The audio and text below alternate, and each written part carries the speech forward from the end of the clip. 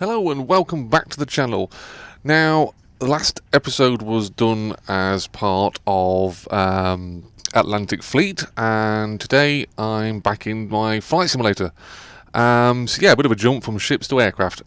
So yeah, World War II ships, and we're going to go to an iconic World War II aircraft. This is the RealAir Simulations Spitfire, and it is the Griffon-engined version of the Spitfire. And we are currently sat beside a 737 at Doncaster Sheffield Airport, ex-RAF Finningley. In fact, somewhere in front, just to the right end of the aircraft there, between the hangars, is normally where the Avro Vulcan sits. I do have scenery for the Vulcan to be added to it. I will turn that on at some other point. But other than that, yes, this is a fairly decent rendition of Doncaster Airport. And like I say, we are in the Spitfire, so let's jump into the cockpit for a start. There we go.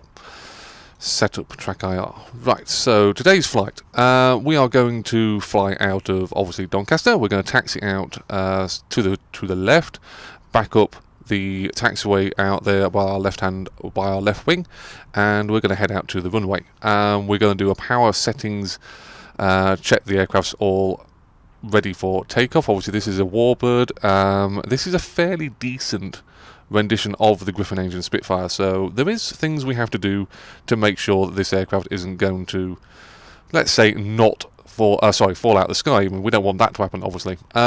So yes, we will take off from the main runway.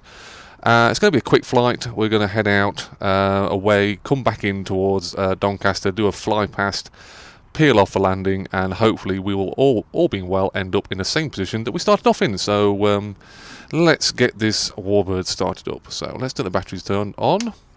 Obviously that powers up most of the avionics here. Well, avionics, there's no avionics in a Spitfire, but most of the controls, dials and all that kind of stuff. So turning on the alternator, avionics, fuel pump is set on. Wheel brakes are set and locked.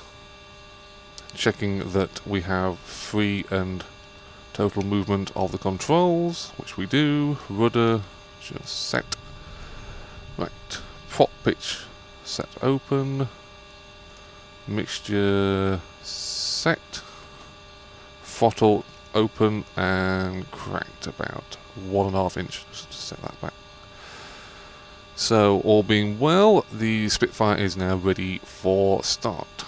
So, turn the magnetors over to both and check that obviously nobody's going to be near the front of the aircraft. Obviously, there wouldn't be in a simulator, but if it was real, we would be calling out something on the lines of clear prop.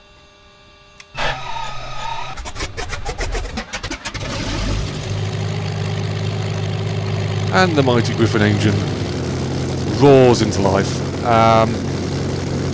Just calm down a little bit. Let the temperatures, the T's and P's, all settle down. So while the T's and P's are setting, we will do a check of the flaps. Flaps in the Spitfire are very, very simple. They're either up or they're down. And it's this lever just here. Obviously when it's showing the up, the flaps are in the up position. So pressing my flap button sets it to down, and in this particular version of the Spitfire, the flaps are actually underneath the wings, so from the cockpit I cannot see whether the flaps are down. However, there are little tabs just here, and the same on the other side. When the tabs are open, the flaps are down. So we don't need flaps for takeoff, so flaps retracting, and as you can see, tabs fold into the wings. The tabs will actually move at the same speed as the flaps, so when the tabs are in, the flaps are in. Just going to set our altimeter so we're down to ground level. It's very useful when we're trying to land. And yes, all being well, we are ready to taxi out. So then we're going to be taxiing out to the left.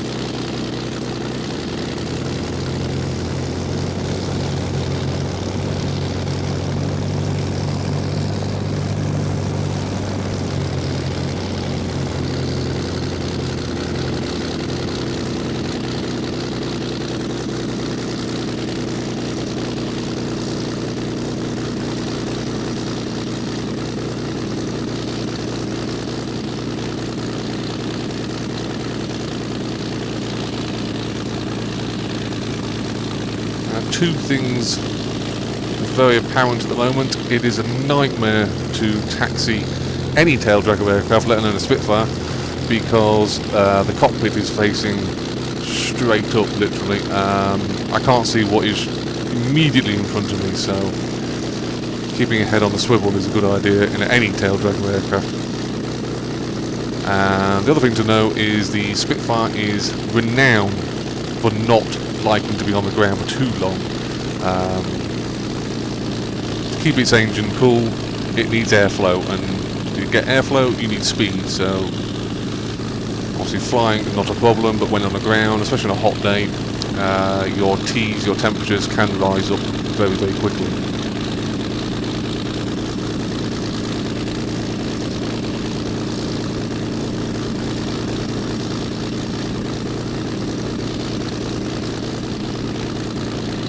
Moving out to the main taxiway, we'll be taking a left here.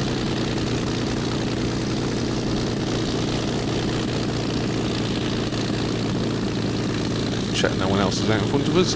There is no AI traffic, but it is a wise idea just to keep, like say, your head on the swivel.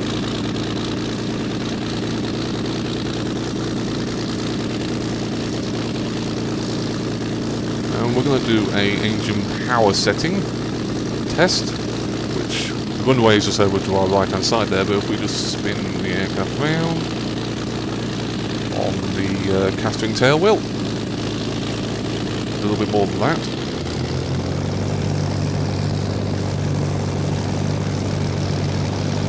And now what we're going to do is lock the wheel brakes, parking brake set, shut the canopy, and we're going to set the engine RPM up to about 1500.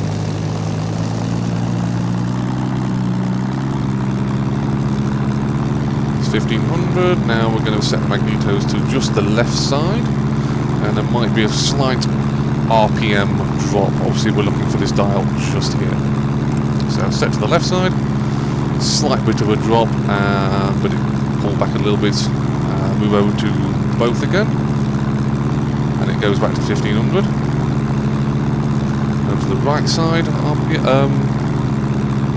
magnetos, and yes, a slight bit of drop, back to both.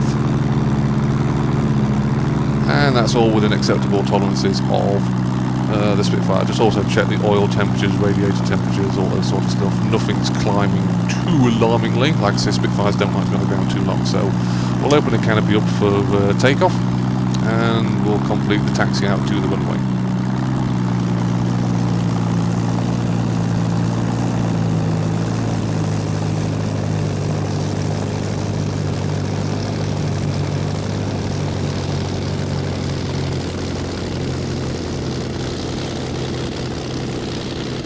No other AI traffic to worry about, so we're just going to enter the runway and get ready for takeoff.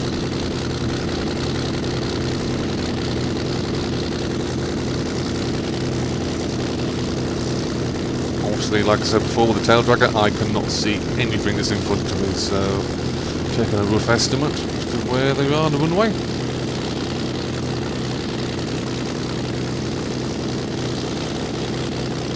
You might be wondering why we are taking off with the canopy open. It's quite simple, obviously, in real world warbirds. If anything emergency arises, a pilot needs to get out. The last thing they want to do is have to keep opening the canopy, so we won't close the canopy till we're off the ground. So let's take the Spitfire up and see what she's like.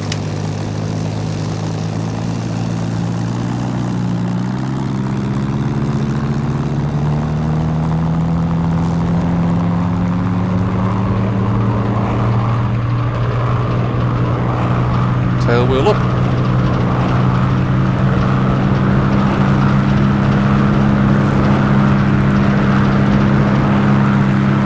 And we're airborne in the Spitfire. Gear coming up. Canopy shut. Start trimming out the aircraft now. Start a right hand turn.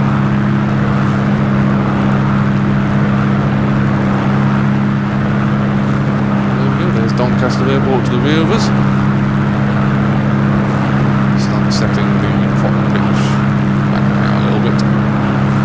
Don't need the high power settings for this flight. So setting the RPM at around about 25. It's probably a little bit high for this flight, but it's more than enough to keep us going.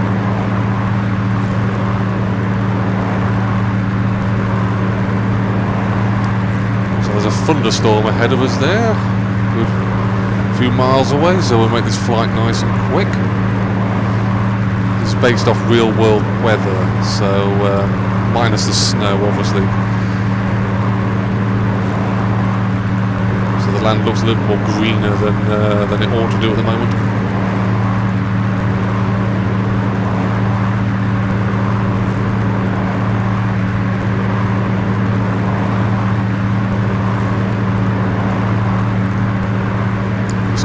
Reference check to our position regarding Doncaster Airport. So we are going to make a run in and we'll peel off to the left for a landing.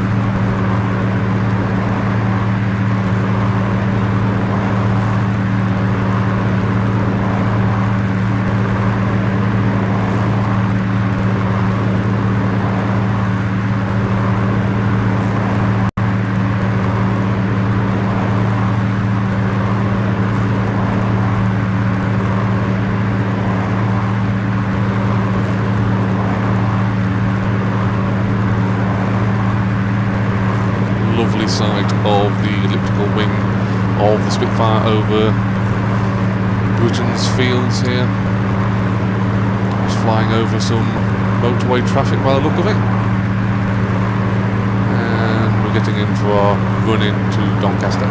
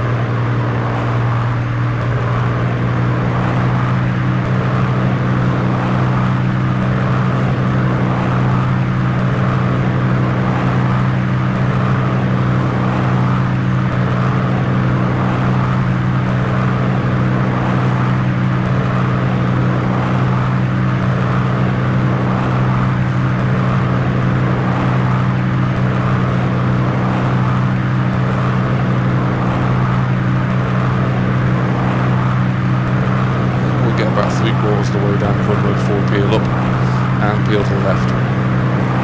That's about now. Climbing up and peel to the left.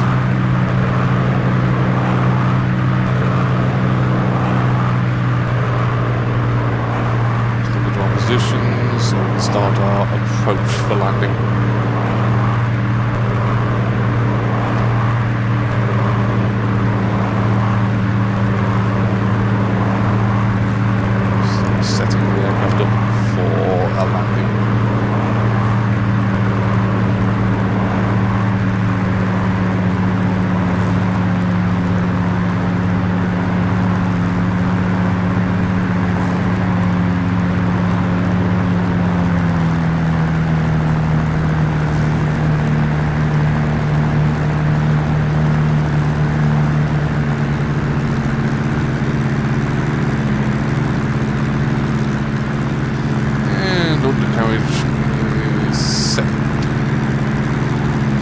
Down,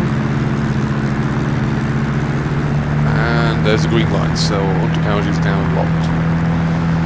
Also start retrimming the aircraft out now, because the undercarriage will cause the aircraft to need to be retrimmed.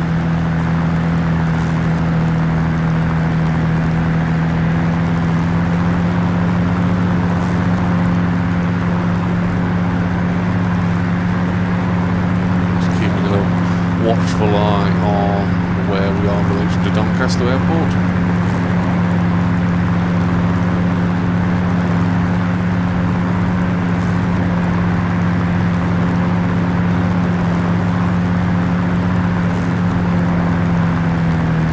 Start start bringing our speed down so we can start dropping the flaps. Canopy's now opening.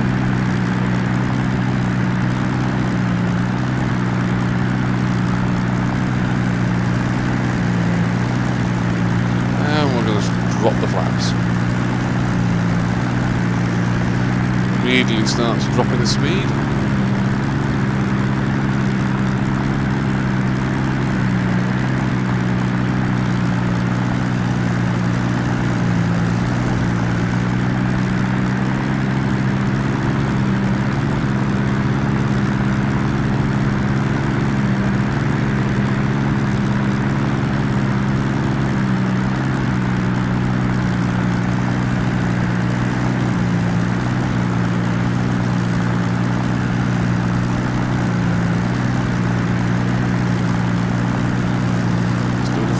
Check everything is set for landing.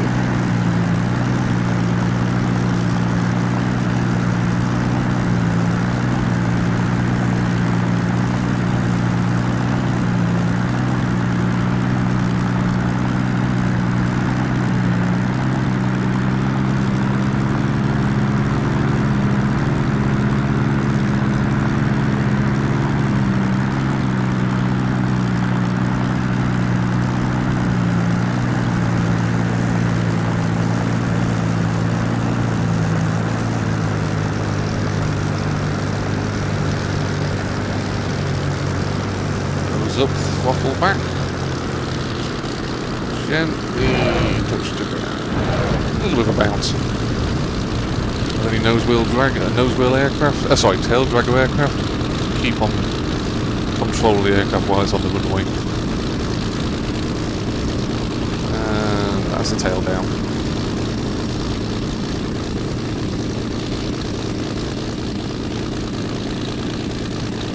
Looking for a taxiway, which should be coming up on our right hand side.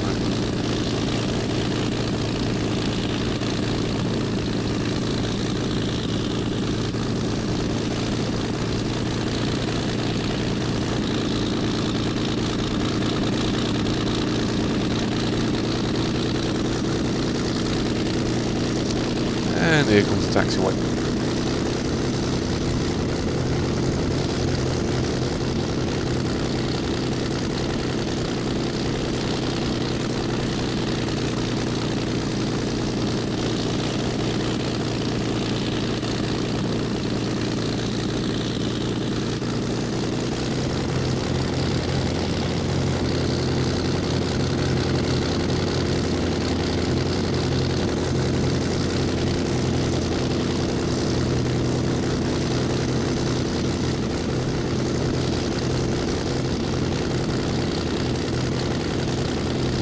Now onto the main taxiway, selecting flaps up.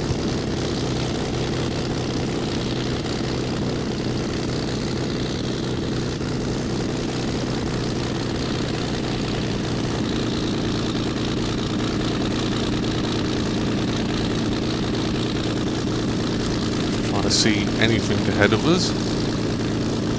Swinging the rudder out, swinging the tail out, and we'll stand a chance of actually seeing our taxiway we need. Should be coming up on our left hand side. Won't be going for the first one. The first one takes you to the main terminal building. Not really a place where a Spitfire needs to be.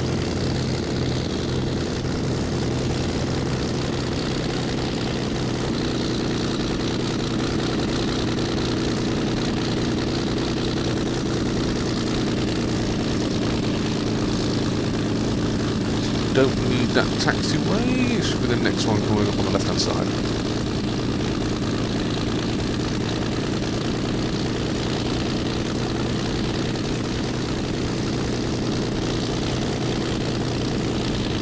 Interesting fact, when we get onto the taxiway we need, on the right hand side there will be a Hawker Hunter, a military Royal Air Force twin-seat trainer.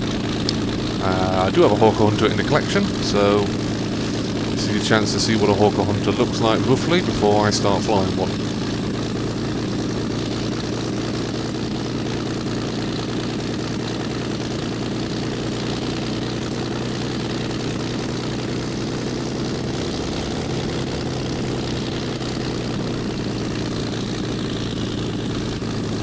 Here is the Hawker Hunter on the right hand side of the aircraft. Twin seat. I actually do have a Hunter in that colour scheme, so one day it will come out. Make a video of that. So we're heading towards the original parking point that we started this flight off in. To the left of the 737.